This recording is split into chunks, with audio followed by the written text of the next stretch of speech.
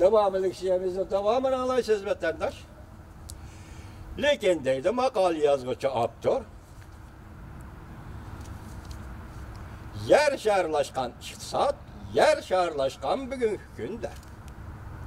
İktisat yer şehirleşken bugünkü günde, bugünkü devirde erkin bazar, Amerika. Hukuk monopol kılgan iktisat, bu Cungo.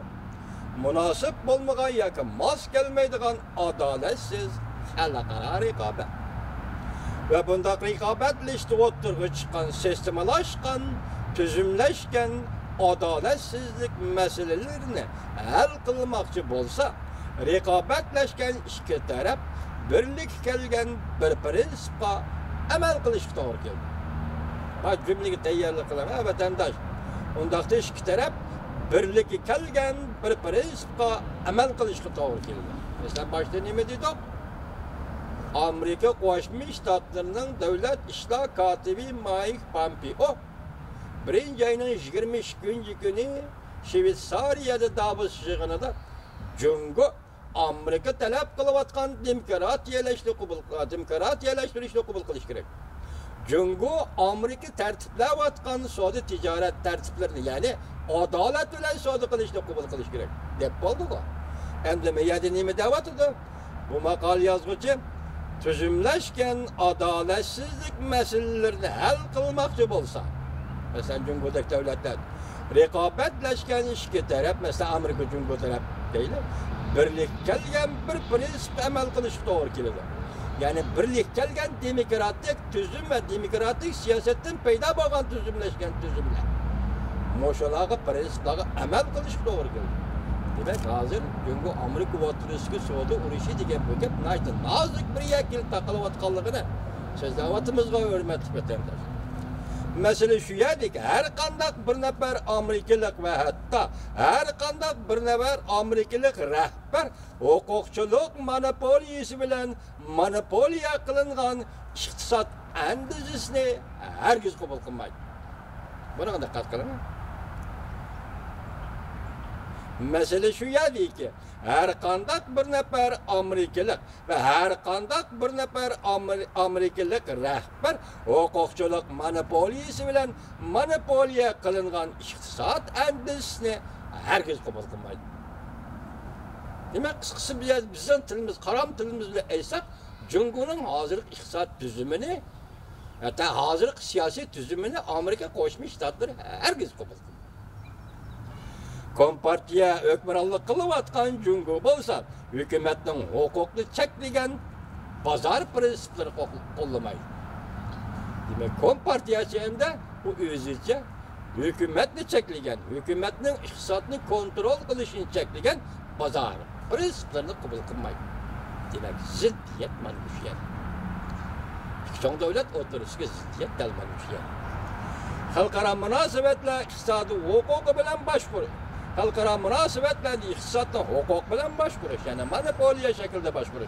Elek bulmaydıgan alaylıklar, hükümetlen devlet ilgilideki şirketlerde halkara prensipler boyunca iş kılıştığın özünü kaçırdı ve aldamçılık kıldı. Demek bir yerde kanun mu yok, emel kıldığın prensip mi yok, yani mecburlaşma yok. Bundan bakta halkara çepte, halkara pazarda nemiş kıldı? O asıda aldamçılık kıldı. Ve prensipten özünü iş kılıştın, prensip boyunca iş kılıştın özünü kaçırdı. Okşaşta Cungo hükümeti olan hususi şirketler birleşip, güçlü merkezleştirip, uğraş kılış usulü boyunca pazardaki çet el şirketleri parçalar siyasi yürgüz. Cungo. Bundak bolganda devlet bilen devlet oturuşu rekabette çet el şirketleri pazar ve iktisat kuruluşu, hizmetke, geçirenler, işgal hizmet kuruluşu sahalarına tolokluğuluk olmaydıgan derecede ziyan salır. Cungo'da emas, Cungo'nun soğudu kılıvatkan barlık devletlerine tolokluğuluk olmaydıgan iktisadi ziyan ve işgal kuruluş cihette eğer ziyan salıdı. Cungo hükümeti iktisatını kontrol kılıdığan hukuklardan vazgeçmeydiken devlet ilgili şirketler bilen çet el şirketlerini ara adil rekabetli işe koyup vermeydiken Amerika Cumhuriyeti Suudi tokunuşu herkes toktap kalmaydı. işte maqalının mavzusu sizli degen go, bu bir oyun. Çoğun oyunun başlanışı degen tuqı mana bu yerda chiqyapti, nima deydi? Agar deydi Jungo hükümeti iqtisodni kontrol qiladigan huquqlardan voz kechmaydi ekan, davlat egaligidagi shirkatlar bilan chet el shirkatlarini o'zaro odil raqobatlashishga qo'yib bermaydi ekan, Amerika Jungo o'rtasidagi savdo to'qinishi hargiz to'xtab qolmaydi. Amerika bilan Jungo o'rtasidagi tuzum xarakterli to'qinishmi vaqtga ergashib keskinlashib. Bu halda Amerika bilan Jungo o'rtasidagi tuzum xarakterli to'qinishmi vaqtga ergashib texama keskinlashdi. Yana bir xabar. Reuters Huawei şirketiga dahshatli ishlar orqadan keladi deb ko'rsatdi. Mavzuli xabar 2-3 kuni Zhongshan elektron gazetida e'lon qilindi. Endi siz bunga diqqat qilasiz. Men boshdan oxir deb kelyapman-ku. Meng Wanzhou kim? Meng Wanzhou'nun şirketi Huawei şirketi nima şirket? Bu mesele naydı, nazik mesele bo'lib kelyapti. Gerçi bu kadar sohbette bu tilga elinmagan bolsun. Bu adliye sistemimiz, adliye tertibinin sırtıdı bolsun. Lekin naydı nazik mesele. Şunu diqqat qiling vatandaş. Endi Reuters'tan xabari. Jungo Huawei şirketining bexatarligi Amerika, Angliya qatorliq davlatlarning birlashib Huawei şirketini qo'rshovga elishi bilan 8 davlat armiyasi vaziyati allaqachon shakllandi. Texnik dahshatligi orqa-orqadan yetib keldi. Bu Huawei'ga g'arb dunyosining tutayotgan pozitsiyasi juma. Texnik dahshatligi orqa-orqadan yetib keldi. 8 davlat ittifoqi allaqachon shakllandi. Huawei'ga taqobil turdi. Yer işareti, yetkiliçan uçur sistemisi cemiyeti 2. ayının ahırda yığın çakırıp ben başta vaziyette ettim bu. Huawei şirketini pazardan çıkarıp yetişti muhakeme kıldı. Dikkatsizge. 2. ayının ahırda 25, 26, 27, 28, 5 günde değil, 4 günde değil. Bu aralıkta Vietnam'da kimlerle uçuruştu. Qaysi prezident, qaysi rehberle uçuruştu. Prezident Trump mesela qaysi rehberle uçuruştu. Onu söyleyip oldu. Endi bir yerde Muşik vaziyet, muş cemiyetin yığını mı 2. aydan ahır oldu.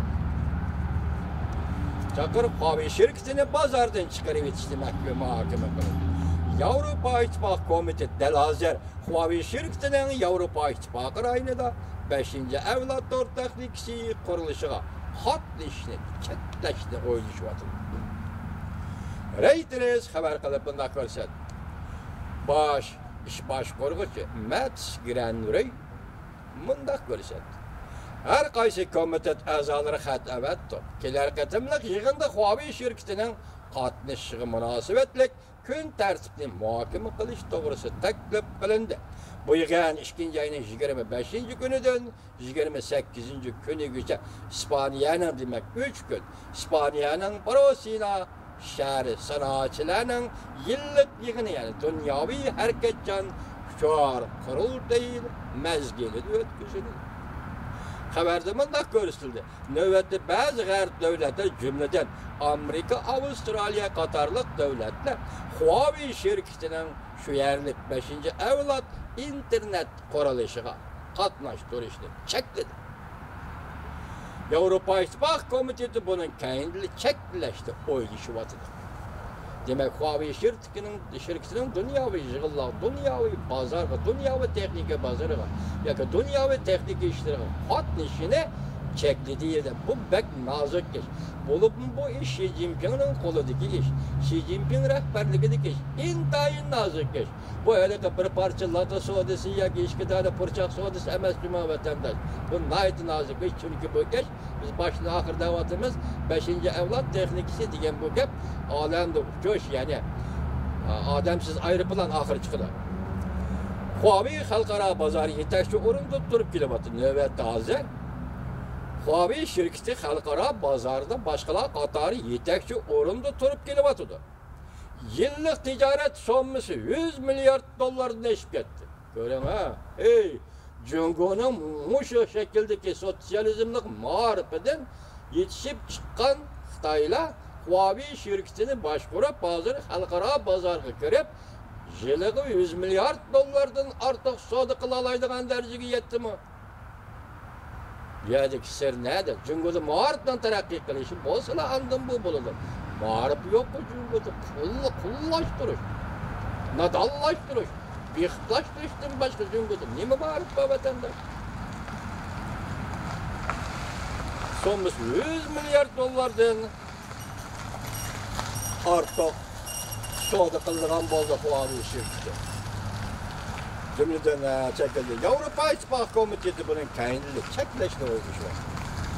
Huawei Halkara Pazar diye tek sorumlu torup kilovatlı. Hazır Avrupa'da köp degen elektronik ticaret soğudigerleri Huawei'nin 5. evlat internet teknikisini işletevatıdı. 5. evlat teknikisi sanat sahasında ademsiz ayrıpılan yasaçta gördünüz mü? Tibbi davalaş üskünlerini işlep çıkarı sahaları tez süratlik internet teknikisini işletevatıdı. Tez süratlik internet teknikisini işletevatıdı. Şiki maşini geldi azı ketti bir kadın ayrılıp beni zihnine çaştı vatandaş. Çeklengen aman Huawei şirketinin Avrupa uçuru alaka sahasındaki rekabet gücü tükeşken bu. Demek Avrupa çektigen bolsa Huawei'de onun pazara girişi bir hafta turu mu endüstriye diyene başkışlarını kılsın bırak onun rekabet gücü Huawei şirketine Allah kaçan tükeşken bunu da olur. Vakitla aşkarı dedi ki Huawei şirketi bir haterlik belgili milleriyle hılaplık kıldı. Amerika'nın bexatarlik sahasındaki mütehassisler Huawei üskünlerden faydalanıp Cungo'nun dünyanın her kaysi caylarda casusluk faaliyetleri bilen şugullanışının en süreçli başlıyor. Amerika'nın alimleri Cungo'nun dünyanın her kaysi caylarda Huawei şirketinden faydalanıp casusluk işinin en süreçli başlıyor.